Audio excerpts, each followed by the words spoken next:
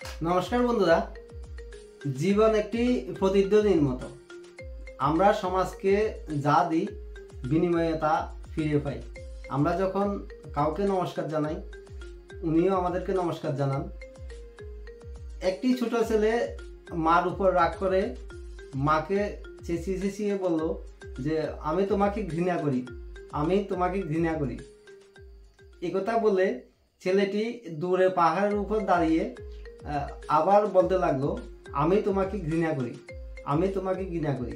তখন পাহাড় থেকে প্রতিধ্বনি এলো, আমি তোমাকে ঘৃণা করি, আমি তোমাকে ঘৃণা করি। ছেলেটি এই প্রথম প্রতিধ্বনি শুনলো, শুনে দূরে মার কাছে গিয়ে বলতে লাগলো, মা, পাহাড়ের একটি খারাপ ছেলে আমাকে ঘৃণা করে বলেছে। তো মা বিষয়টি বুঝতে পেরে ছেলেটিকে বলল যে তুমি আবার পাহাড়ে যাও, গিয়ে ওখানে গিয়ে বলো যে আমি তোমাকে ভালোবাসি, আমি তোমাকে ভালোবাসি। তখন পাহাড়ে গিয়ে আবার ছেলেটি বলতে লাগলো যে আমি তোমাকে ভালোবাসি, আমি তোমাকে ভালোবাসি।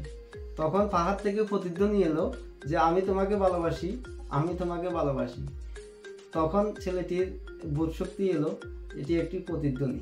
তো বিষয়টি এই কারণে বলেছি যে আমরা যখন সমাজকে কোনো কিছু দিই, বিনিময়ে সমাজ তা ফিরিয়ে দেয়।